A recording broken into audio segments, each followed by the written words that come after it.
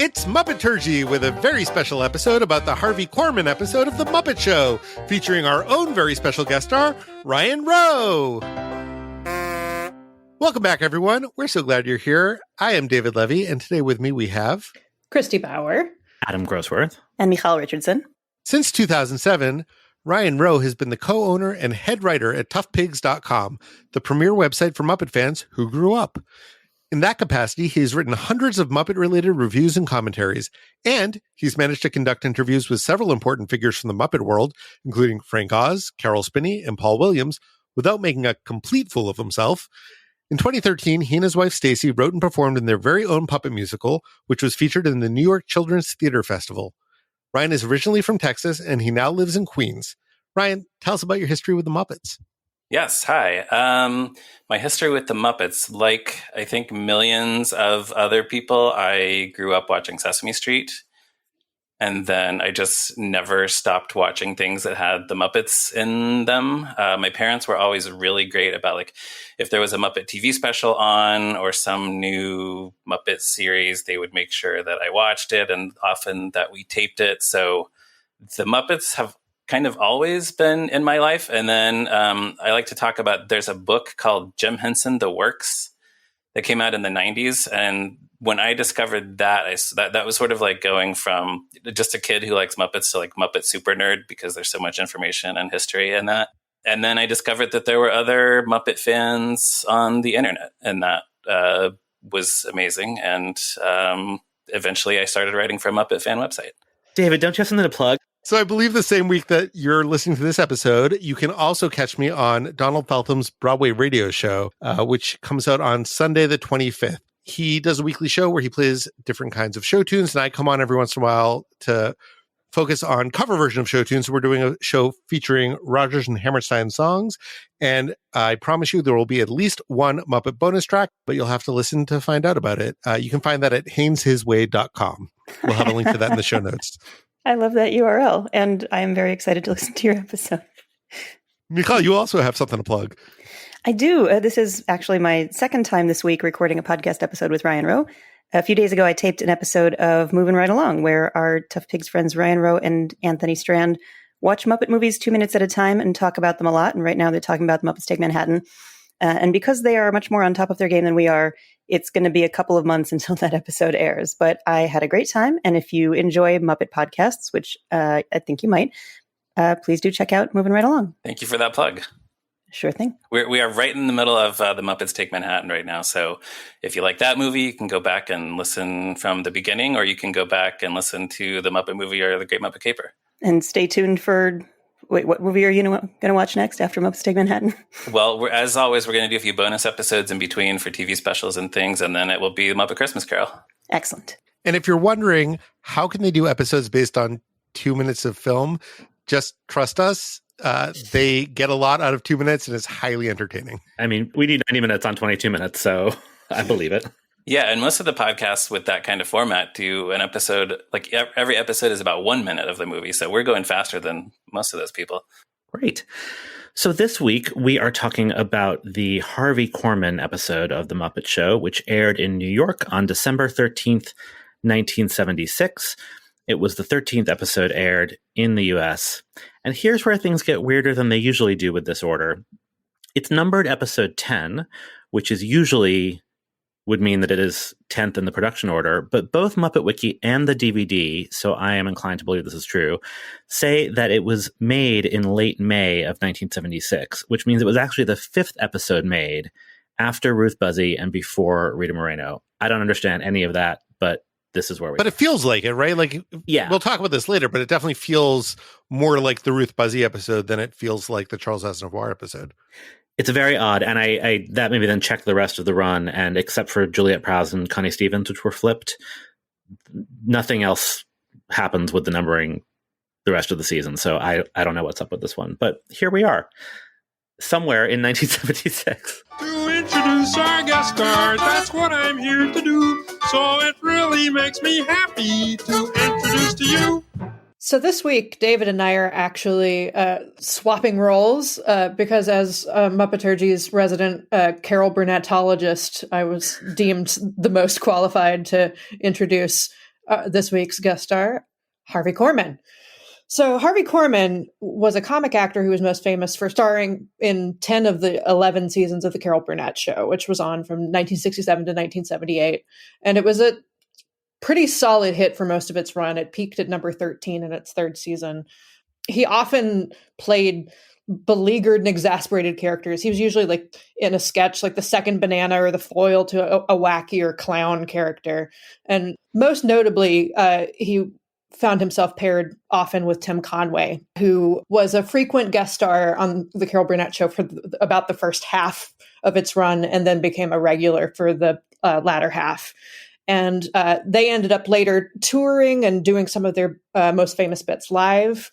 And there are actually films of their live show. And they were inducted as a duo to the Television Hall of Fame in 2002. Prior to The Carol Burnett Show, Harvey Korman was a fairly regular, oh, hey, it's that guy presence on TV in the 60s. He was the voice of the Great Gazoo on the Flintstones. He had recurring roles or multiple appearances on The Munsters, on The Donna Reed Show, Dr. Kildare, The Danny Kaye Show. And The Danny Kaye Show was the thing that he was on most regularly prior to The Carol Burnett Show. According to Carol Burnett's book about her show, which was called In Such Good Company, it came out in 2016, his work on the Danny Kaye Show is what got him the job on her show, because they were like, man, it would be really great if we could have a Harvey Korman type. And then they're like, oh, maybe we could just ask Harvey Korman. And she apparently accosted him in a parking lot. He's also pretty famous for appearing in several Mel Brooks projects, most notably Blazing Saddles, in which he played Hedley Lamar. That's Hedley. You said it correctly. I just wanted to say it. I'm happy that you did. And after The Carol Burnett Show, he tried to strike it out as a sitcom lead. He had his own show called The Harvey Korman Show that lasted one season. And then he also starred in one of the worst pilots I've ever watched. I watched it this week for to be able to talk about it. A pilot called Snavely, which was one of 3 attempts at an American remake of Fawlty Towers, which he starred in with Betty White. And it's really bad, you guys. It's really, really bad. Is he faulty? Yeah. That seems like a good match. It does, and yet it's one of those things where like the timing of it it's just like abysmally slow, and then racist, and it's so fun. Not so bad that we should seek it out. The other kind. No, it's bad. We will probably have a link in the show notes. Yeah, I mean, if you're curious, it's out there. It's only, not bad like the Star Wars Holiday Special, right? Thank you for bringing that up. I could talk all day about the Star Wars Holiday Special. Me too. Yeah, so Harvey Korman plays 3 roles in the Star Wars Holiday Special, which made me happy. I just watched it. I watched it with Adam this past year for the first time. Truly a gift. I was like, I'm saving the Star Wars Holiday Special for a rainy day, and then 2020 ended up being the ultimate rainy day, and so I finally went for it. And I was pleased to see Harvey Korman in it, because I was like, oh, that means Carol Burnett is part of the Star Wars universe. So it's definitely worth seeking out. Also on YouTube, and he worked a lot. He worked until the year 2000. He died in 2008.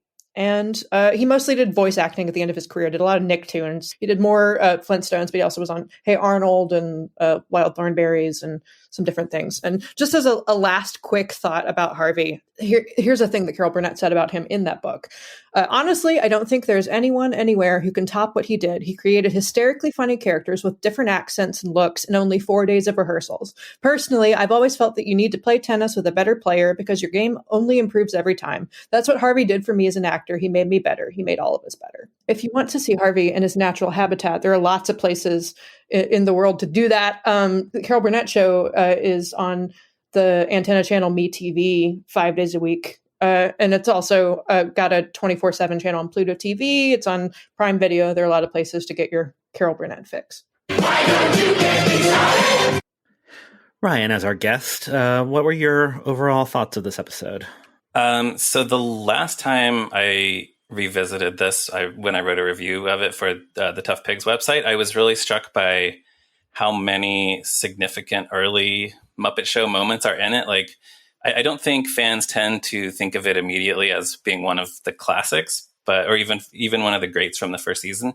But there are a lot of just individual bits in it that are really good that we think of as classics. I think several of them ended up on the Muppet Show album. And then watching it again this time, I realized that really almost none of those rely on the guest star, which is weird because Harvey Korman is this great sketch comedy actor from one of the great variety shows of the time. But the best stuff in this episode is all the Muppets. Like you could kind of cut Harvey Korman out of this episode and it wouldn't suffer very much, which is probably the first time on the Muppet Show when they're starting to, I don't know if they're coming to know the characters better or just figure out what the show is that they're doing, but it's like they really don't need the guest star in this one. Michal, how about you? Yeah, ditto to all of that. There's so much to love in this episode. There's so much that made me just gasp and cheer when I recognized a bit that was coming, because it's one of my favorite things in all of Muppetdom. This happened several times in the course of the episode. It contains many of my favorite things. I think that a lot of the Harvey Korman content was a bit of a swing and a miss, and I don't think that that was Harvey Korman's fault. But they did a lot of great writing for the Muppets in this episode, and then some kind of weird writing for Harvey Korman. This episode contains so many of my favorite things, and we will get into those in more detail later. David? 2 Electric Mayhem songs is one too many for one episode. 2 Electric Mayhem songs on the same set.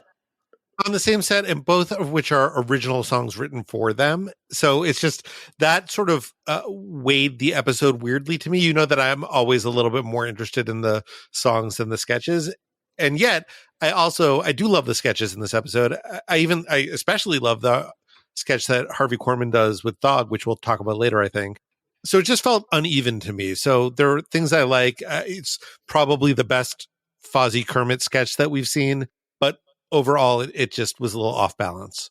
Yeah, I agree with everything y'all have said. I way back in our intro episode, when we sort of talked about our like childhood TV diets, I don't know if I mentioned Carol Burnett, but like it was a big part of my household growing up. It was like the Muppets and Carol Burnett and MASH and a couple other things. And I didn't really remember this episode, but I was looking forward to watching it again because I like Harvey Korman so much. And yeah, I agree that his bits were not the ones that worked, or if they did, they didn't work because of him.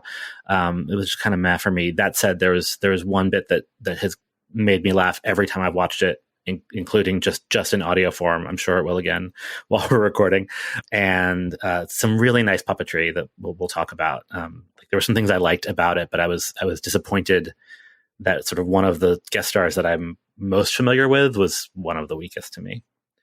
Christy, did it live up to your Carol Burnett dreams? Sadly, it did not. I agree with everything that everyone has said. It felt really lopsided to me, and I also blame that on there being a second Electric Mayhem number. And I'm somebody who's gone on record as, loving the artistry of the puppetry of the Electric Mayhem numbers, but man, 2 is too many. And there could have been, I would have preferred a goofy Harvey Korman musical number, because he could carry a tune. He wasn't a singer, but he could do it. So that was a disappointment. And yeah, not enough Harvey. And they tended to write to only one of his sort of signature modes, which was exasperation. And he definitely had more tools in his toolkit.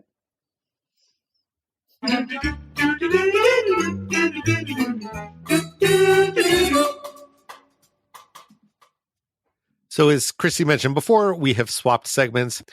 I'm going to lead us through our journey into the music of this episode.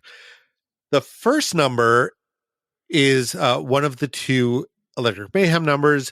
And even though it is a Muppet original, it may be familiar if you are an obsessive Muppet fan. And let's hear a little bit of it. Yeah, this is Dr. Teeth, and it's time to boogie. 3, 4. I'm gonna explode an atom bomb. Hole in your soul. I'm gonna explode an atom bomb. Hole in your soul. I'm gonna get through you, baby, before I lose control. So as we know, Muppets love explosions. They think explosion equals comedy. Although Crazy Harry is not in this sketch, he is seen in the show just before this sketch, so we assume that maybe he had something to do with it. What's amazing to me is that this song very nearly was the theme song to The Muppet Show. The first time that the Muppets performed this on television was the day before the premiere of The Muppet Show Sex and Violence, which was one of the pilots for The Muppet Show that did not result in an actual Muppet Show. When Jim Henson went on the Johnny Carson show with Dr. Teeth, which was also Dr. Teeth's first time on TV. And they had some hilarious back and forth. And then Dr. Teeth and Electric Mayhem premiered this song on The Tonight Show. On YouTube, the interview section is available on Johnny Carson's channel, but not the song. But we'll have that in the show notes. It's just great. It's really wonderful. If you've never seen Jim do a talk show appearance, it's just magic. And it's particularly fun to watch him do it with Dr. Teeth, because that's not a character we often see interacting with the real world. So it's sort of an extra treat.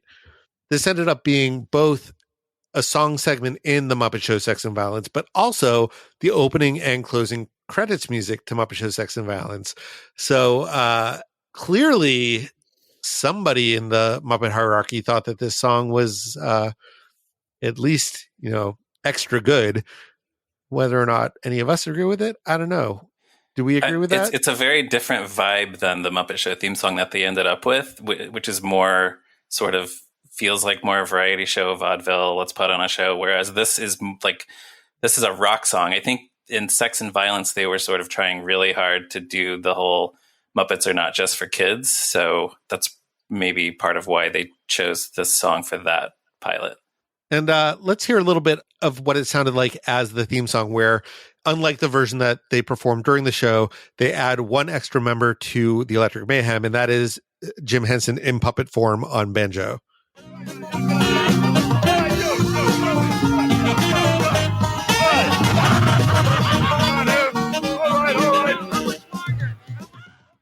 It definitely has a little bit of that Saturday Night Live vibe to it.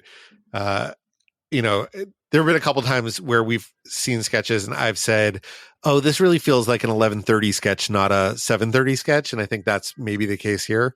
What's most notable to me about this song is that it was written by Joe Raposo, who's the songwriter most closely associated with Sesame Street. He wrote the Sesame Street theme song. He wrote C is for Cookie. He wrote Sing. He wrote Being Green.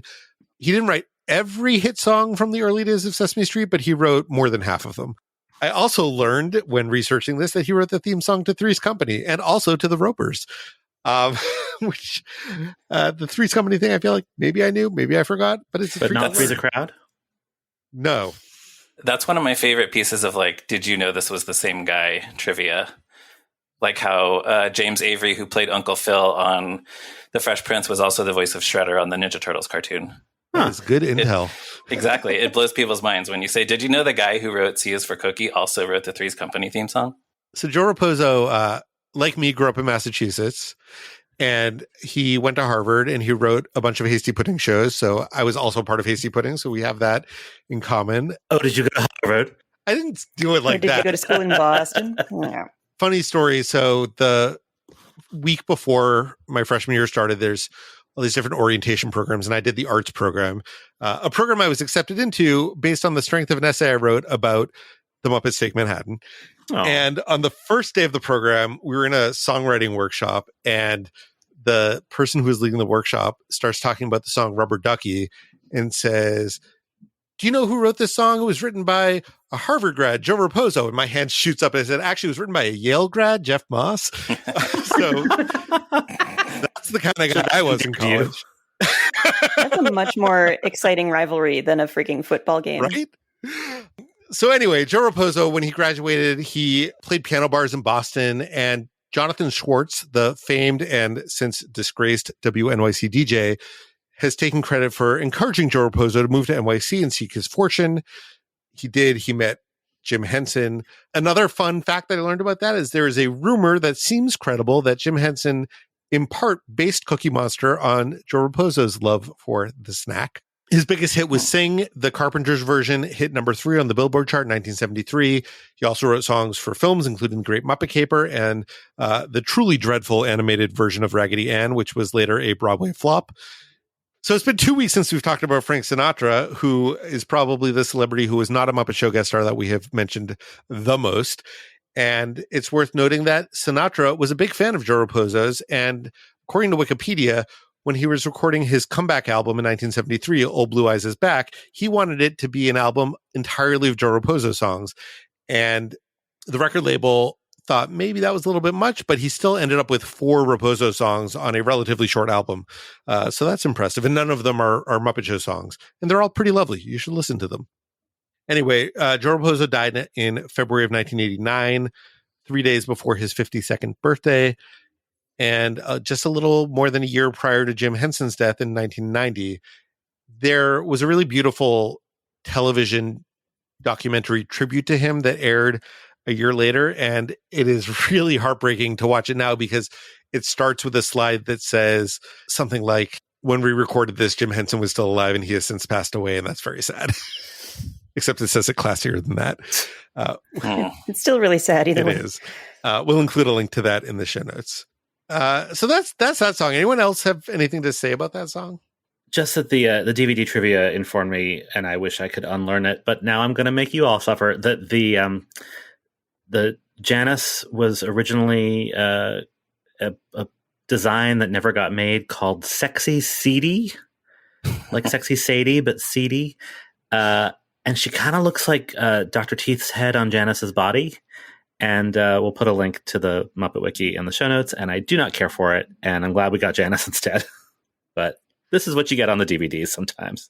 Because we got so much Electric Mayhem this episode, I found myself paying closer attention to things that I'd never thought about, including how sort of radical it is. I mean, for as much as we rag on the lack of female representation in the Muppets at large, how sort of radical it is to have a female lead guitarist in a band. Because at this point, there had only really been one chart-topping band with a lead female guitarist, and that was Heart. Like, I went digging to see if there were any others that were that prominent, and there really weren't. So I'm going to give them points for that. So the next song that appears in the episode is the other Electric Mayhem song, which, to be fair, was a UK clip, and I might have liked this show better without the UK spot, which I think is the first time when I felt that. So that's a thing. I feel that all the time. Yeah. Oh, right. I just remember that terrible Baskerville song. And now you're thinking about it in German. I am. Spelunkenstraße, neblige Nacht, kommt der Gasmann, macht Licht und lacht. Oh yeah, yeah, yeah, yeah. Anyway, the UK spot is another Muppet original called Sweet Tooth Jam. And this one was written by the Muppet Show musical associate / pianist Derek Scott.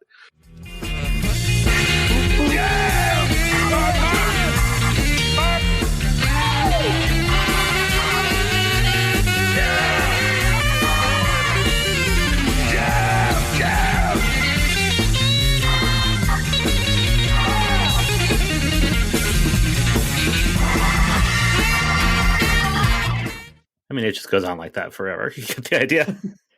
I mean, listen, I'm not a jam band guy. I will say that any jam band would be improved by having Animal just screaming jam, jam, jam over and over and over again. So, Fish, if you're listening, please take the note. This is where I really noticed the puppetry. I mean, the two numbers are almost identical, but because of the way that they're jamming and the way that it's filmed, I think, right? Each one gets a solo, then kind of throw to the next one. Like, the puppetry is remarkable. There are no lyrics, so all you can really do is like pay attention to the puppetry. And yeah, it's really convincing. Yeah, and to Christy's point, Janice especially is just fierce in this. Like, Yeah. it's really fun to watch her. Like, I won't go quite so far as to say it looks like they're really playing, but it's really convincing. I can't remember if it's this one or the first one, but one of the two numbers opens with like the light glinting off of Dr. Teeth's gold tooth. It's so good. This is also the first time I've really thought about the musicians in the Muppet Show, like the real ones. Mm. Right? Like, I assume they're just session musicians who they brought in to record stuff as needed. But I mean, these guys are good, and it fits what they're doing really, really well. And they get zero credit ever. And I hadn't thought about that in in 10 episodes until now. Yeah, I have heard before the name of the drummer who actually did Animals drumming, but like I can't think of it now. Yeah, these guys. I just read it on Twitter today. Oh, okay. There was that doesn't mean I retained it. we will find it and put it in the show notes. I do think that they did use the same musicians like week after week. I don't think it was just session players. I think they had a regular, at least core group. Yeah, it was a consistent band on the show. Yeah. And, Derek Scott, in addition to being the music associate, was also the pianist who played every single time that you heard Rolf playing the piano. That was him. To the point where when they did the Rolf album, Old Brown Nurses back in 1984, Derek Scott came out of retirement to play piano for it. Aww. Yeah. He also wrote a lot of the music that we associate with the Muppet Show without really thinking about it, like the theme song for The Swedish Chef, the Veterinarian's Hospital organ music, the Pigs in Space song. So he's one of these people who I think probably had a much bigger impact on how we think of and especially how we remember the Muppet Show, despite most of us probably not really ever having heard his name before. Yeah, somebody had to write all that stuff. Yeah, it's really cool. I will say about this second number, this definitely felt like the moment at which the Electric Mayhem started to coalesce as the thing that I think of as the Electric Mayhem. Like, this piece of music sounded a lot to me like the piece of music that they play on the bus in Great Muppet Caper. Doesn't mean that I necessarily needed two of their numbers in one episode, but... One thing about the Electric Mayhem, seeing them do all these songs with Zoot in the band growing up gave me the impression that like most rock bands have a saxophone player, which is not generally the case. We did grow up in the 80s, so it was a little more true then. Oh, that's true. There were a lot of saxophones in the 80s, yeah. So this song had less of a life than the first song did, but it was reused once again in a later Jim Henson production, The Animal Show, on episode 107, Zebra and Lion, which I was not able to find online, but I believe Muppet Wiki when they tell me that it's in there. Michal, you said that this was on one of the albums, but I do not remember that. Yeah, or at least I remembered hearing it on an album that I had. Yeah, I forgot to look it up, but it's on one of them. And it might have been recycled onto one of the later compilations, which struck me as odd because you don't actually hear the characters singing. Like, it's mostly instruments. You would think that they would choose a song where the Muppets are actually singing. Right. Aside from Animal yelling jam and the band members yelling, go Animal. It's just screaming. Right. I mean, which is fine for an Electric Mayhem song. It was just that's rock and roll. It wasn't seen by American audiences, but then it was released onto an album, according to the Muppet Wiki anyway, one Muppet Show music album in 1979, and then another recycled Muppet Hits in 1994. Because, I remembered, like, hearing this on a tape that somebody made me out of their record. I definitely remembered people yelling, right. Go Animal. Yeah, the 1994 tape is probably the one I had. And in the Disney Infinity video game, this song plays when the Series 2 Power Disc Electric Mayhem bus is scanned into the game and ridden. The only other thing I want to say about both of these spots is that it was interesting to me that the way they were filmed was pretty different from the way Sunny was filmed from a few episodes back, where one of the things that really struck me as being quite beautiful about Sunny was that it was a very fluid camera that sort of wandered through the band as they played. And this was very much like cutting from person to person to person. And I don't know how much of that was a conscious decision to try to make it feel a little more jagged, a little more rocky. If it just happened to be, it was a different episode director and that's how they took it. But it stuck out to me as maybe one of the reasons why I like this slightly less than that one, but also probably just I like that song better. I don't know, man. Electric Mayhem, I like them as a concept, but I think like a lot of fine spices, they are best used in moderation. Well, and I do think, the UK spot often feels kind of thrown together, and the fact that this is just the exact same set as a number in the same episode just adds to the feeling of they weren't trying very hard, which is not to say it's not a good number, but to have, it just felt odd to me. Like, oh, we need filler. So let's just do another song here. They did a good job with it, but it has, you could tell that it's maybe not their priority. Speaking of things that felt thrown together, let's hear from Wayne and Wanda. I get no kick from champagne. Mere alcohol doesn't thrill me at all. So tell me, why should it be true that I get a kick? Oh! So this is I Get a Kick Out of You, the Cole Porter standard from Anything Goes, which was introduced by Ethel Merman in 1934. The reason I say it felt thrown together is because it's presented with like a framing device where Sam the Eagle comes out, as he often does, to introduce Wayne and Wanda, and talks about how moving this performance is to him. And he's misty-eyed, and he has he's dabbing his eyes. And then they do this ridiculousness, and then he comes out and he's still crying, so overcome by this.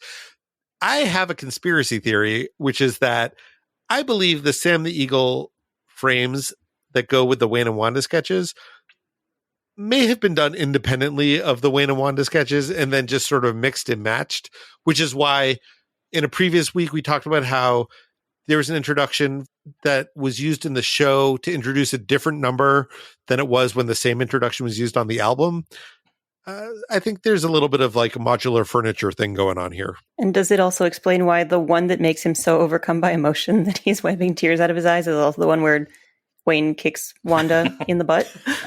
Oh, I think the conspiracy theory is very likely, but I think you could also explain it away by saying, like, Sam's probably not actually watching this stuff. He's just, posturing on stage and then not even paying attention. How dare he? Yeah. This might be my favorite Wayne and Wanda yet, oddly enough, which is a low bar, granted. But like usually some catastrophe befalls them. And in this, Wanda is upstaging, technically downstaging Wayne, and he gets annoyed and kicks her, which is like, it's not great. I'm not saying I'm a fan of spousal abuse, but like it creates a different dynamic between them that I enjoyed. And like just puppetry wise, like his little frustrated face as he's trying to get around her, it was really cute. I liked this. It's also the first time since the Connie Stevens episode where we've seen anything resembling characterization for the two of them. Right. Yeah, if this had evolved into more violence between them, I wonder if it would have been more interesting. I don't know why they stopped doing Wayne and Wanda bits, but I wonder if they just thought like they were going to run out of ideas eventually. But it would have been interesting to see, what else they could come up with and if they could become actual characters if they had stuck around. Is Wanda played by Aaron Oscar? Yeah.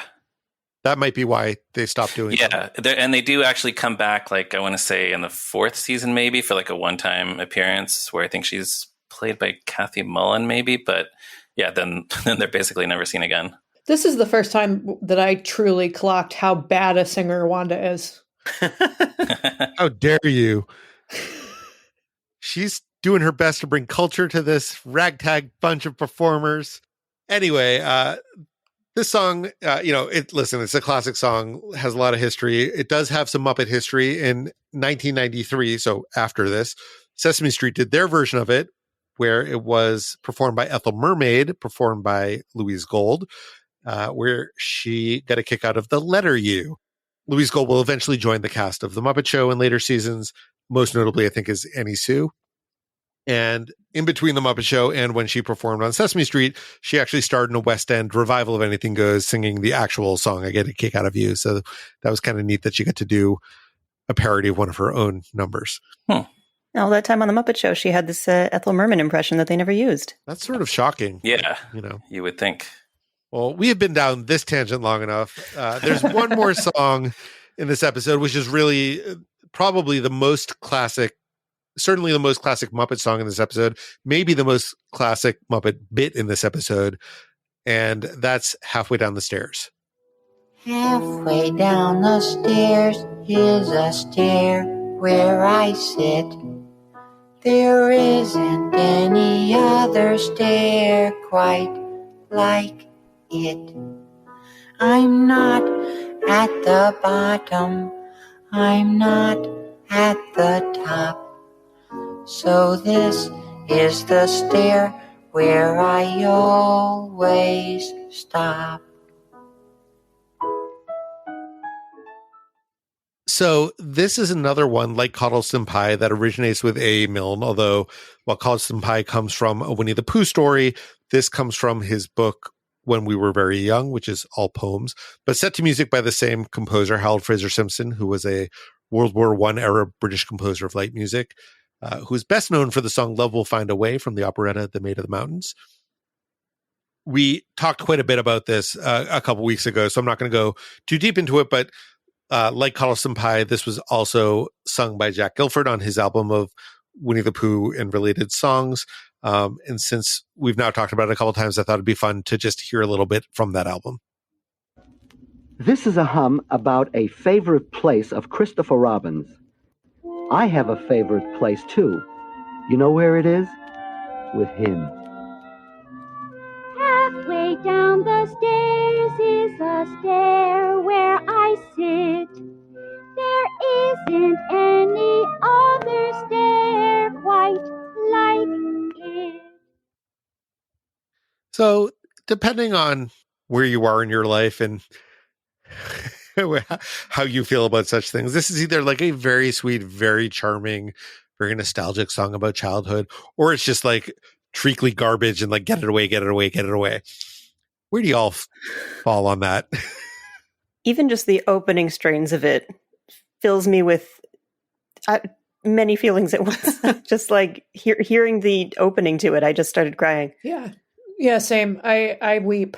I always know that like if I've gotten a lot of comedy and business in an episode, that there's going to be an existential punch to the gut near the end.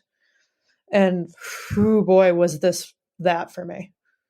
Yeah, I think this is an episode full of like explosions and animal screaming and dumb chicken jokes and things. And then it is kind of amazing that they wind things down at the end of the episode with this very slow, sweet song sung by like the cutest Muppet on the show. And it's just part of them figuring out how the show is going to work. It's this ability to balance comedy and weirdness with the sweetness, which I think is that's really going to work for them in the long run. That's one of the reasons this group of characters are so beloved. This, I find it incredibly treacly, but I'm so glad that we watched it. If I had just listened to it, I would have been like, please no, go away. But the puppetry is so lovely. Robin is so expressive. David, you mentioned the camera in the Electric Mayhem number. The camera's doing a lot of work here too to help that. I just loved watching it. And I don't necessarily like the character Robin's going to become, but he isn't that here. He's just this cute little frog singing this sweet little song. And I found it very sweet. What is it you object to about the later Robin? I just find him kind of annoying. Oh, because he's so cute, or is there something else? No, his personality. He's very cute to look at. That's, okay. Adam, I'm with you. I think there's something about the specific way they chose to stage it that makes it, because they stage it on this staircase that is sort of floating in time and space. It's not like a staircase within a house. There's no context. It's just a staircase. And that framed by bisexual lighting.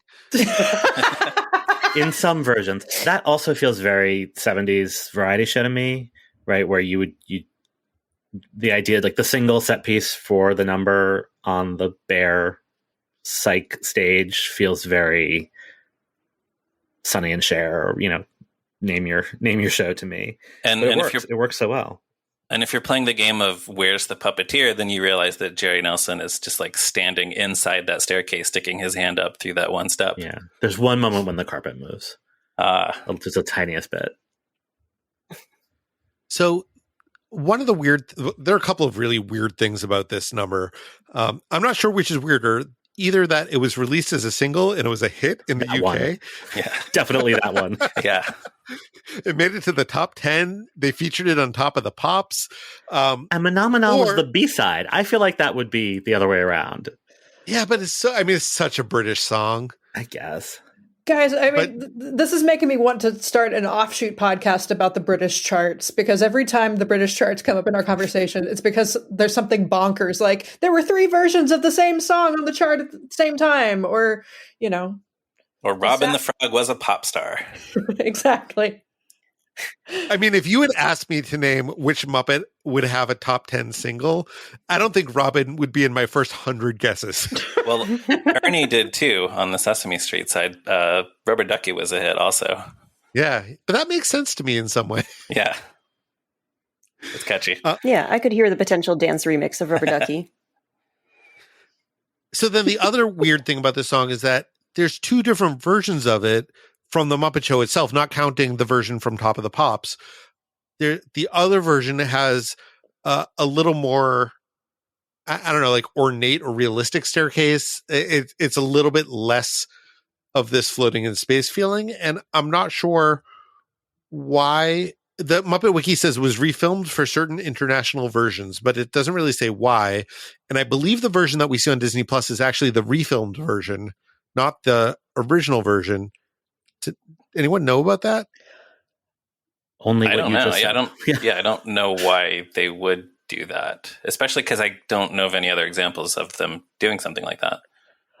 I know that one of the two is on one of the compilation VHS tapes because that's where I primarily know it from. But I think it may be the other one. So we'll have a YouTube video that we found that shows them side by side. So you can watch them together and judge for yourself which one you like. Is it the same audio track on both? You know, I think so, but it's not entirely clear because they had to pick an audio for the YouTube video. Oh, okay. Yeah, I would guess that they just used the same recording and just had Robin lip sync. Yeah, I mean, in the side-by-side comparison, it times out the same. So it either it's the exact same recording or it's a recording with the exact same rhythm and timing, and it matches up perfectly. Yeah. Robin was trying to get that hit, y'all. Yeah. Yeah, he was like, my eye focus wasn't good. We got to do it again.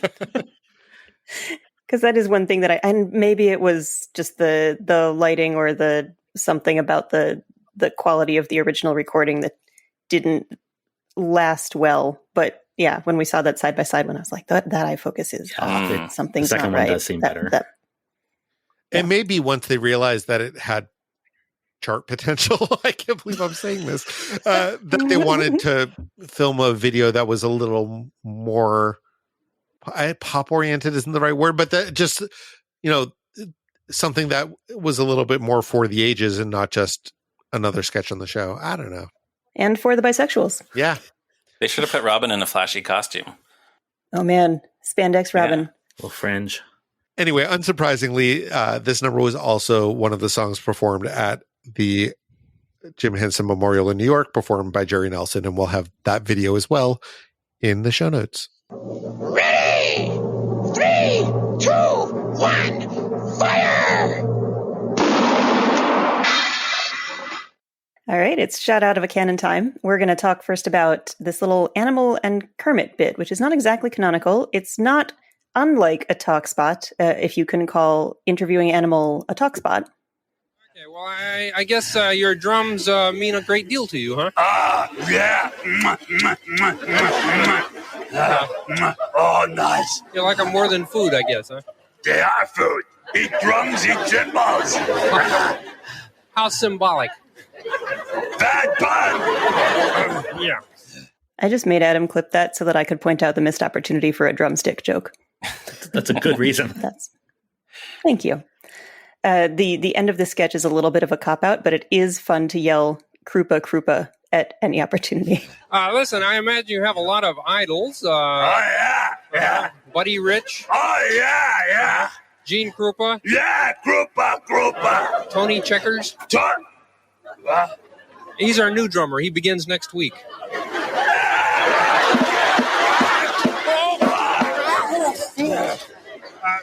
Then again, maybe not. Right, that doesn't make sense. Why would Kermit say that? Kermit's a dick. There you go. Yeah, it's the wrong time to break this news to Animal in front of the audience and on the show. Yeah, that's never going to end well, no matter where you break it to. I looked to make sure this episode was taped before the Rita Moreno episode, which means like this is one of the first spotlights for Animal, and it's remarkable to me, especially when you consider how like they don't really quite know who Fozzie is yet exactly. They don't know who Piggy is yet. That Animal shows up pretty much fully formed. This is very close to the animal that we know today, or the animal that you see over the course of the rest of the Muppet Show. So it's just, I guess there's not much to Animal's character, so maybe that made it easier, but it's just remarkable for that reason. Yeah, I mean, he's a one-note character, but it's a really funny note, and it remains funny for decades. Yeah, and also the fact that he's talking about eating his drum set is just, there's this sort of ongoing thing where there's a little bit of a fuzzy line between Animal and Cookie Monster sometimes. Cookie Monster would definitely eat a drum set if he had the chance. Yeah, beat drums, not eat drums. Right. It's an important distinction. Have you heard Frank Oz's thing about the 5 words that sum up Animal? No, but tell us. Share with our audience. Sex, sleep, food, drums, and pain. Okay. And then he likes to talk about how Animal is the kind of guy who goes out all night and you don't know where he's been. And when he comes back, you don't want to ask. I love that. Animal is one of the few Muppets who consistently has legs and pants. Yes, he often does. Frank Oz is just so good at creating characters. And this is just like an early example on The Muppet Show. Yeah, and I know that, he made it his business to write complicated backstories for his characters, and I've read the summary of what he had in mind for Miss Piggy. But yeah, I never really stopped to think about there's a detailed backstory for Animal as well. Yeah, even for the guy who just yells and hits the drums really hard. All right, well, let's clean this up with a talking houses spot. My insides are killing me. Oh, ulcers? No, movers. Well, that was terrible. I feel bad. What more do you really need? a joke? It's not. I thought it was hilarious. I mean, I still love it. It just wasn't really. I have long suspected that they came up with a few Talking Houses jokes and then built the puppets and then realized that there were no more funny jokes to have houses tell. But then they were stuck with these puppets that they had spent a lot of money on. So they're like, all right, I guess we just got to keep using these for the rest of the season. Yeah, even though they had already done the shingles joke, they still had to do a there's few nowhere more else to go to for justify now. the expense. Yeah. So Harvey Korman as an animal trainer, known in the context of this show as Maurice the Magnificent. Harvey Korman is an animal trainer with a flair for the dramatic who hates his job and hates the animal that he's training, who happens to be my favorite Muppet of the Week, Thog. It is a sketch. It's not a canonical bit, but we've got to talk about Thog uttering my favorite line of the week. Speak! Speak, you demon, speak! I hardly know where to begin. I was rereading Balzac the other day, only in translation. Enough! So it doesn't really work to have Harvey Korman be this mean, furious animal trainer where Thog is this sweet, adorable thing. And I love it anyway. Yeah, Harvey Korman is really going for it, though. This is like is the one decent bit that he has on the episode. So he's really getting into it. Yeah. Earlier, Ryan, you said that Robin is the cutest Muppet, and I disagree because here's Thog. Oh, yeah. I probably wouldn't argue with that. And he has those ears that can move up independently of each other. I actually don't know how that mechanism works inside the puppet, but it's very effective. The ears and the eyes move, and so I'm just like, what? Where are your hands? What are they doing? Like, how is that working? Well, and that's why his mouth doesn't really move. I guess that's true. He's busy pulling too many levers. But because this is before they were doing radio control, right? They may have been doing some radio control at this point, but I wouldn't. And also, Thog was built a few years earlier for the Great Santa Claus Switch TV special. So yeah, they probably weren't really doing that much yet. Yeah. He is very cute. He is 9 feet tall, according to the DVD. He's huge. You can see where the puppeteer's face is if you look closely, but it's incredibly well designed. I'm only looking because I'm me. Yeah, you wouldn't ordinarily notice it unless you're really scrutinizing for it. But yeah, Thog is 9 feet tall, and he's adorable and wonderful. He does this really cute thing where he calls Maurice the Magnificent Maurice. When he comes out of his cage and Harvey Korman says, I think a lady fainted. Check the first row. Help. And he rushes out to see if the lady is okay, which is just great. I get real young Harvey Firestein vibes from Thog. Huh. Do you care to elaborate? Well, the voice. I can see it. I mean, the voice is very similar. Like the whole thing of like the Balzac joke feels like a Harvey Firestein I think joke. he'd make a smashing Edna Turnblad. Mm. Make it Now I happen. need Tallest that. Edna ever. That sounds amazing. I want to see this so badly. But yeah, props to Harvey Korman's level of commitment to the bit, because like the way he like spits out "black-hearted hellhound" is He was also exquisite. he was known for breaking on the Carol Burnett show. Yeah. So I'm either amazed that he didn't or wonder how many takes it took for him not to. Yeah, and he had to waltz with Thog also, which must have taken some amount of concentration. It's pretty great. Thog just scoops him up and starts dancing with him. I love it so much. I want to put in one more contender for my favorite line of the week. This is really an easy trick. I wanted to ride a pony around the stage, but Morris is afraid of ponies. I love it so much. One of my friends was talking to me about this episode this week, and he pointed out that in some ways this particular sketch is such like a brilliant takedown of toxic masculinity, which is not immediately what I would have thought when seeing it, but it is true, like in its own way.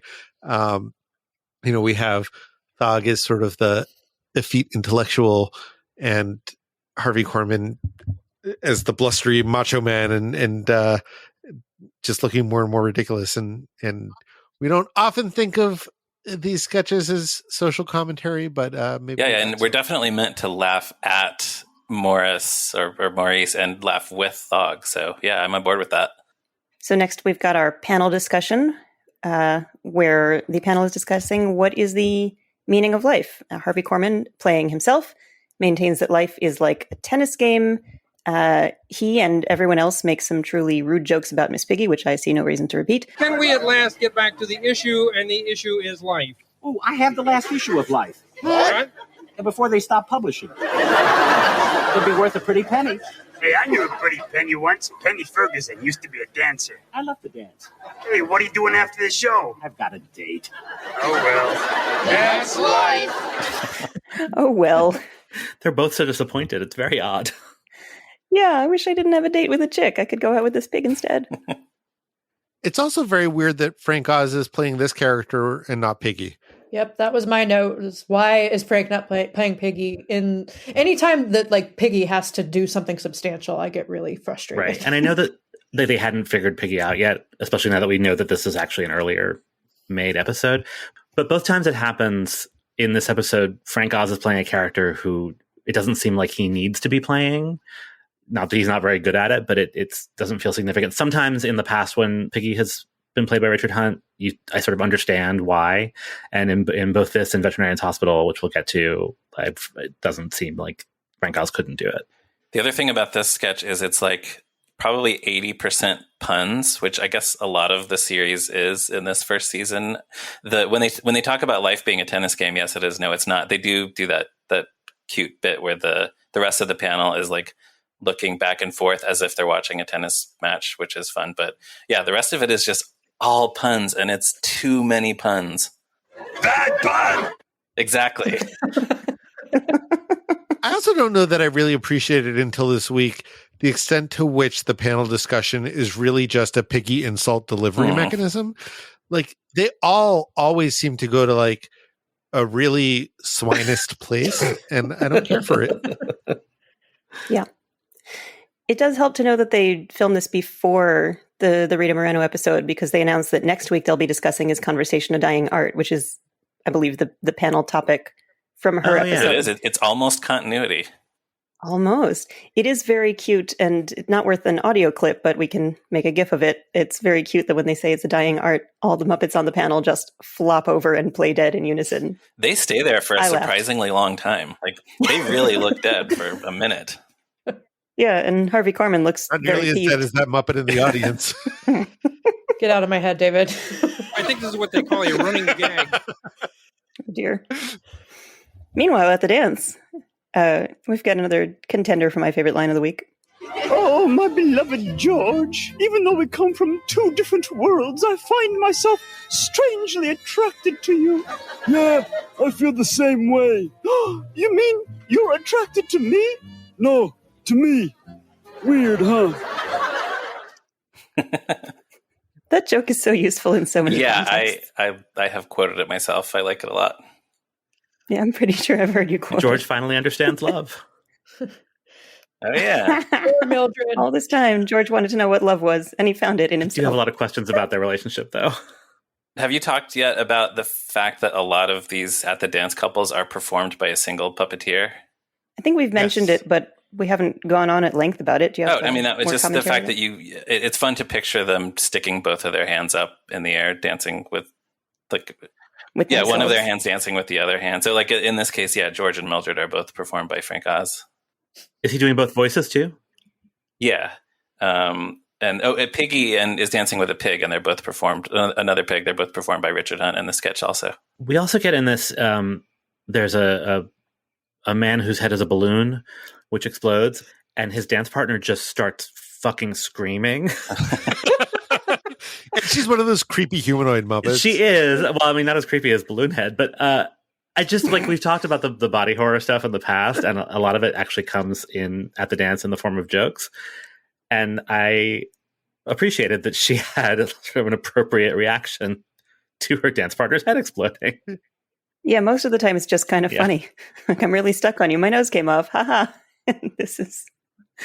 I'm curious if the writers came up with this balloon guy first or the veterinarian's hospital balloon guy first, because we have two different Muppets whose bodies explode in the same episode. There's a later episode too where there's I feel like there's maybe a group of Muppets with balloon heads doing an act on stage. So they liked this gag. The moment that balloon guy appeared and at the dance, I was like, "Oh, it's Chekhov's balloon guy!" Like, you know where it's going. That sounds about right. Yet. As long as we're talking about exploding Muppets, before we get to the backstage plot, I want to talk about how much I love this veterinarian's hospital episode. The patient shows up with an explosive case of the hiccups, and even hiccups that don't eventually lead to explosions are always going to make me laugh. If you want to make me laugh, call me up when you have the hiccups. I will Good to know. Laugh at your pain. Will you offer any suggestions on how to get rid of them, or you'll just laugh? No, I'm going to be too busy laughing. Hiccups are never not funny. But there's so much that I love about this sketch. The anesthetic that Dr. Bob gives the patient is a perfectly timed mallet to the head. And Dr. Bob is full of pathos and self-pity, and it's great. I was mentioning the puns in the panel discussion earlier, and in later seasons, Veterinarian's Hospital will kind of become mostly a delivery for bad puns. But here, this one hardly has any. It's mostly just all building up to the one punchline of the patient exploding. Building up literally. Yes. This man has a bad case of hiccups. It must be gas. Oh, he's in bad shape. He's in bad shape. What about me? Doesn't anybody ever think about me? We're losing time, Dr. Bob. So, I'm losing my mind. Day in and day out, it's the same old routine. Oh, but Dr. Bob! I'm up to my ears in debt. My wife is leaving me. I'm being sued for malpractice, and all you can say is, but Dr. Bob. But Dr. I tell you, I'm so on edge, I'm about to explode. Tune in next week when we'll hear the nurse say, Dr. Bob, you've got to pull yourself together. I'll try. Not you, him. I better quit while I'm ahead. It is funny that he's only ahead and makes that joke. It doesn't make sense to say, Dr. Bob, you've got to pull yourself together when you're not talking to Dr. Bob. Not at all. I do like, given that the last time we talked about Veterinarian's Hospital, the patient died and it sort of wasn't funny, that somehow this patient has survived his ordeal. There's hope for him. I also like that Dr. Bob's hat, which is, I guess, sewn onto Ralph's head, when he becomes so stressed out at the very end, it's the hat sort of falls off, but it's still dangling by a thread or whatever's keeping it there. So it's just kind of dangling in front of his eyes. Well, that's good hygiene. It's not going to drop into any of the surgery. I guess so, yeah. All surgeons should sew their hats to their foreheads. I guess that's not funny. So shall we talk about the backstage plot? I mean, I don't know whether it really qualifies as a backstage plot. It does begin backstage, which is already a bit of a milestone. Harvey Korman, the guest star, is backstage, and he does not have time to worry about the ecology. Hey, you know what? You know, we've been up all night worrying about ecology. Listen, I'm right in the middle of a show. I don't have time to worry about ecology. Well, that's easy for you, but if all those trees go, we're in big trouble. It's really great working with dogs. I hated this. It just wasn't funny. Because he's so annoyed at Muppets the whole time? I hate him being, I hate the attitude he takes with the Muppets. I hate that Rolf and Muppy are somehow put on the same level as each other. That is against the laws of nature. I don't like it. I don't want it. It just hasn't aged well. That, you know, they're worried about the trees. Like the joke is because they're dogs and they pee on them, I think. It's not a very good joke. And then in 2021, it's like, oh no, that's not why we're worried, you guys. Yeah, I don't love it when Ralph does these just like I'm a dog type jokes. But yeah, we definitely wouldn't be making jokes about the ecology today. It does sort of date it. Anyway. So the talk spot. Yeah. Harvey Korman is upset. The major problem is that I'm the only human being on this show. How's that again? You heard me. I'm the token person around here. Gee, we've never had that complaint before. Yeah, well, you got it now. How'd you like to sit around the dressing room surrounded by dogs and frogs and pigs and chickens? I've never really thought about it. Yeah, well, think about it. I mean, on other shows, you get stage fright. Here, you get hoof and mouth disease. Gee,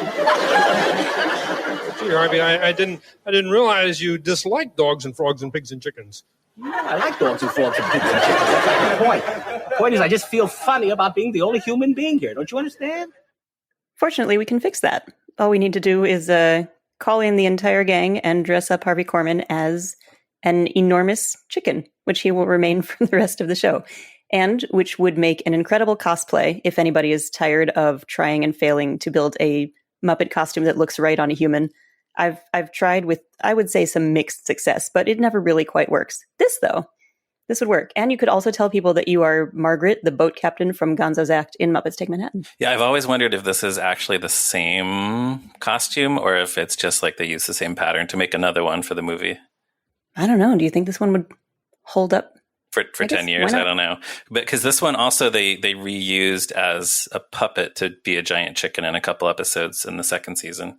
Did they reuse the costume or did they sort of rebuild it as a Muppet? Yeah, converted it to a Muppet without a. I mean, there's a person inside it performing it, but yeah, it's more of a regular Muppet. Yeah. Well, then I'm going to guess based on whatever foam they needed to tack in there for it to be a puppet that it's no longer available for a costume by the time they made the Muppets Take Manhattan. But that's a guess. Yeah. There was also a giant man-eating chicken in the John Denver and the Muppets Rocky Mountain Holiday TV special. Giant chickens are never. There's not a history of giant chickens in the Muppets. I would argue that this giant chicken is not funny. Just because there's no payoff. Like the image of him in the costume is very funny, and then they don't really. He's kind of done for the rest of the episode. There's a blackout spot, but he doesn't really do anything. I mean, he does briefly look happy. It's true. when they first dressed him up. It's the only smile we get out of Harvey Korman. Yeah, I would have liked if he had been, sort of to Christy's point about having him do a song, like it would have been nice to have him have to do something in the chicken costume for further humiliation. And that would have been better. For him to just do a song with the rest of the Muppet chickens. Yeah. Yeah. It's too bad that the Gonzo chicken relationship has not yet been developed, because that would have been like the ultimate payoff here. Yeah. Yeah. Nobody flirts with this guest star, and they've got him dressed up as a chicken. Yeah. That's not true. The pig flirted with him. Oh, that's true. I can't believe I said that. Nobody flirted with him in the talk spot. How about that? Yeah, just imagine a Harvey Korman ain't nobody here but us chickens. Fozzie has a comedy bit, and it's actually really funny. Frog of my heart, you will just wait until I say the word here. When you hear me say the word here, you will rush up to me and say, "Good grief, the comedian's a bear." Good grief, the comedian's a bear. Check. When you say the word here. Right. Gotcha. Okay, here we go. Ready? Okay, here we go. Now then, hiya, hiya, hiya. You're a wonderful looking audience. It's a pleasure to be here. Good grief, the comedian's a bear. You just said here. That was the wrong here. Which is the right here? The other here. Go. Okay. Hey, folks. This is a story you're going to love to hear. Good grief, the comedian's a man! What you said here? Not that here. Oh, which here? Another here. How am I gonna know? You know when you hear. Good grief, the comedian's a man! Gets me every time. It's so great. And it's really early on, but they've really perfected Frank and Jim's characters getting exasperated and yelling at each other is the height of comedy. It was then, it is now. It's still perfect. According to the DVD, Jerry Jewell, one of the writers, said, quote, "The sketch was the turning point for Fozzie's character. Now the writers saw a way to make him funny," unquote. And that seems true. I think the thing before this was he was just this sort of sad sack comedian who told bad jokes, and Statler and Waldorf yelled at him, and you just kind of felt bad for him. But this is like, he's dragging Kermit into it. He's so confident that this is actually a funny bit, and then even when it turns out to be not that funny, he's still just so convinced that this is a hilarious joke. So this is a more endearing Fozzie than we've seen before. Oh yeah, from the moment he calls him Frog of My Heart, I'm sold. Yes. Yeah, it's also perfect for that dynamic. Which is like a piggy thing, right? I mean, it works, but I mean, it's a Frank Oz thing. I just want to get the closing punchline of this. Good grief, the comedian's a bear! No, he's a nut. He's a wearing a necktie. Did you understand that joke? No, but I don't speak Italian. Yeah, I'm glad you had the Statler and Waldorf line in there because it's the perfect button. So we've got a Muppet News Flash in which Harvey Korman plays a middleweight champion who discusses his plans to defend his title against himself and in the process manages to knock himself out. Hey, Ryan, did you understand this joke? No, but I don't speak Italian either. Yeah, I think this is just a really dumb... I'm so glad that they eventually landed on the premise of the newsman falls victim to the terrible things that are happening in his stories, because these weird character bits in the first season are never very funny. Yeah, the guest stars are always trying their best, and it just never works. Yeah. Hey, you can get quite an education watching this show. Are we watching the same show? All right, Ryan, where else can people find you? What else should people know about you? The Muppet Fan website that I co-own and operate is toughpigs.com. Once again, the podcast where we talk about Muppet movies is Moving Right Along, a Muppet movie podcast. And in the unlikely event that anyone would want to follow me on Twitter and read my nonsense, I am at @MeRyanRowe. Recently, I have been talking about the TV show Alf as I've been watching my way through it. Ooh. And that's a puppet thing, so maybe people want to read that stuff. Thanks for listening to this episode of Muppeturgy. Join us next week for our discussion of the Lena Horne episode. You can find us on Twitter, Instagram, and Facebook at Muppeturgy or on the web at Muppeturgy.com. If you like what we're doing, please spread the word and offer a rating or review wherever you get your podcasts. Our theme music was composed and performed by Christy Bauer. Our show logo was created by Todd Bryan Backus. And this episode was edited by me, David Levy. Cookie Monster is like if Animal was neutered. Yeah. I don't even know what to make of that. I'm sorry, now you have to think about both of them having genitals. Yep. That's why I'm staying silent. Yeah, I mean, he's torn off the bottom of his pants, but maybe the pants are there for a reason. I can't believe we're having this. Yeah, but just, I guarantee you, if you want to learn more about this, there are lots of images that are just a Google away. Oh yeah, they're out there. Who are these weird people?